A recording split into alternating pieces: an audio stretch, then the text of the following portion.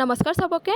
আজি আমি এইটো ভিডিঅ'ত আলোচনা কৰিম যে আমাৰ কালি 15 আগষ্ট। তো 15 আগষ্টৰ দিনা কি কৰিব কৈছে, ঘৰ ঘৰ তিৰংগাৰ সেলফি এটা আপলোড কৰিব কৈছে। কাৰণ আপোনালোকে ঘৰ ঘৰ তিৰংগাৰ নিজৰ নিজৰ ফটো তিৰংগাৰ লগত কি কৰিব, ফটো উঠি সেলফিবোৰ আপলোড কৰিব।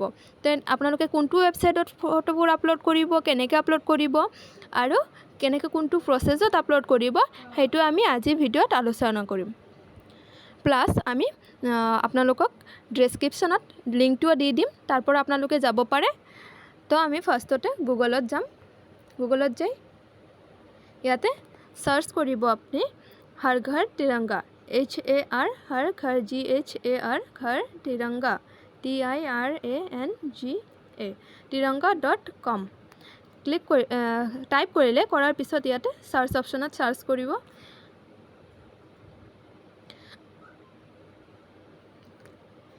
সাৰ্চ কৰিলে এনেকৈ আপোনালোকৰ এটা ৱেবছাইট খোলা খাব, নিশ্চয় দেখা পাইছে। ইয়াতে তলত আমাৰ ইয়াতে এটা অৰেঞ্জ কালাৰৰ কমলা ৰঙৰ কি আছে, আপলোড সেলফি লিখা আছে।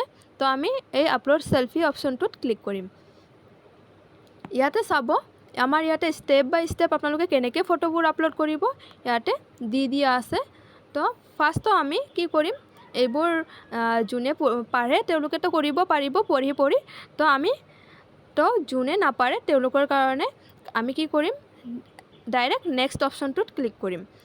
ইয়াতে তলত আহিব, অহাৰ পিছত ইয়াতে আপোনালোকে এইটো তলত আহি ক্লিক টু পাৰ্টিচিপেট লিখা আছে। তো আমি এই নেক্সট অপশ্যনটোত ক্লিক কৰিম। ক্লিক কৰাৰ লগে লগে নিজৰ নামটো দিব আপোনালোকে, ৰিয়া চৰকাৰ। মই নিজৰ নামটো দিলোঁ। দিয়াৰ পিছত ইয়াতে নিজৰ মোবাইল নাম্বাৰটো দিব শুদ্ধকৈ, আপোনালোকে নামটো শুদ্ধকৈ দিব। কাণ্ট্ৰিটো চিলেক্ট কৰিলে ইণ্ডিয়া, ষ্টেটটো চিলেক্ট কৰিলে আপোনালোকে চিলেক্ট কৰাৰ লগে লগে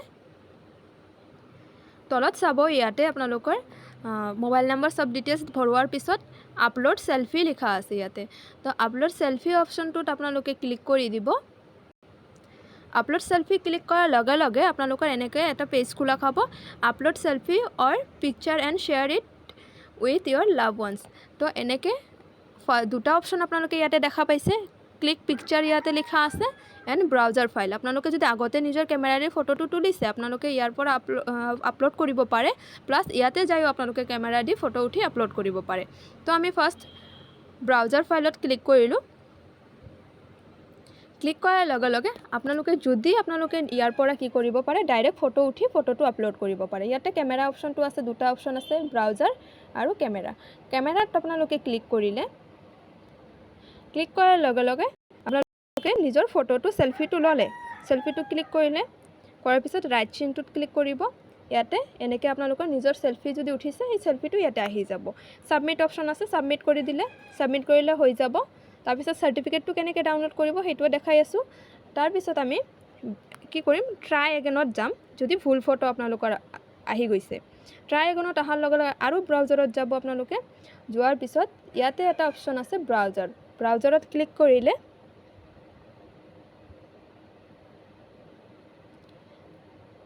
ক্লিক কৰাৰ লগে লগে ওপৰত চাব এই তিনিটা লাইন থাকিব, ইয়াতো যাব পাৰে। নহ'লে আপোনাৰ ফটোবোৰ ইয়াতে যদি আহি গৈছে শ্ব' কৰিছে তো ইয়াৰ পৰাও কৰিব পাৰে।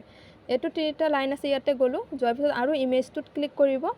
ক্লিক কৰাৰ লগে লগে আপোনালোকৰ ইয়াতে কেমেৰাৰ ফটোবোৰ বিচাৰিব। যদি আপোনালোকৰ হোৱাটছএপত যদি কোনোবাই ফটো পঠাইছে আপোনালোকে হোৱাটছএপতো যাব পাৰে। আৰু ইয়াতে মই কেমেৰাত যাম। কেমেৰাত যোৱাৰ পিছত কি কৰিব, আপোনালোকে নিজৰ কেমেৰা দি যদি ফটো উঠিছে ইয়াৰ পৰা চিলেক্ট কৰি এটা ফটো চিলেক্ট কৰি আপোনালোকে আপলোড কৰিব পাৰে। নহ'লে যদি কোনোবা হোৱাটছএপত ফটো পঠাইছে আপোনালোকৰ, ইয়াতে আপোনালোকৰ হোৱাটছএপ অপশ্যন আছে, যোন অপশ্যন আছে আপোনালোকে ক্লিক কৰি ফটো পঠাব পাৰে। তো আমি এতিয়া এটা ফটো আপলোড কৰিম। এতিয়া আমি ফটো আপলোড কৰিম। কোনটো ফটো আপলোড কৰিম, এনে এটা ফটো আপোনালোকক আপলোড কৰি দেখাই আছোঁ। যেনিবা মই হৰ ঘৰ তিৰংগা এইটো ফটোটো আপলোড কৰিম। তো কৰাৰ পিছত ইয়াতে সাবমিট অপশ্যন আহি গ'ল। অহাৰ পিছত সাবমিটত ক্লিক কৰিম। অলপ হয়তো আপোনালোকৰ টাইম ল'ব পাৰে, কাৰণ আমাৰ অহাকালি বহুত ছাৰ্ভাৰৰ প্ৰব্লেম হ'ব পাৰে, ঘূৰি থাকিব পাৰে। অলপ ধৈৰ্য ধৰি আপোনালোকে ফটোবোৰ আপলোড কৰিব। চাওক এইটো ফটো মোৰ আপলোড হৈ গৈছে। তো আপলোড হৈ গৈছে ফটো। ইয়াতে আপোনালোকে ডাউনলোড ইমেজ ডাউনলোডো কৰিব পাৰে ফটোটো নিজৰ। তাৰপিছত ইয়াতে জেনাৰেট চাৰ্টিফিকেট আপোনালোকে যে পাৰ্টিচিপেট কৰিলে হৰ ঘৰ তিৰংগাত তো আপোনালোকে জেনাৰেট চাৰ্টিফিকেট আপোনালোকৰ চাৰ্টিফিকেটটোও ডাউনলোড কৰি ল'ব পাৰে তো ইয়াতে চাৰ্টিফিকেট জেনাৰেট চাৰ্টিফিকেটত ক্লিক কৰাৰ লগে লগে ইয়াতে মোৰ চাৰ্টিফিকেটটো হৈ গ'ল হোৱাৰ পিছত ইয়াতে এটা ডাউনলোড অপশ্যন আছে বা ইয়াতে শ্বেয়াৰ আপুনি কৰিব পাৰে বেলেগৰ লগত নহ'লে এইটো ডাউনলোড অপশ্যনত ক্লিক কৰি দিব ক্লিক কৰাৰ লগে ইয়াতে চাইছে ডাউনলোড হৈ গৈছে এই ওপৰত মই অপেনটোত ক্লিক কৰিলোঁ কৰাৰ লগে লগে চালে ইয়াতে আমাৰ চাৰ্টিফিকেটটো ডাউনলোড হৈ গৈছে চাৰ্টিফিকেট অফ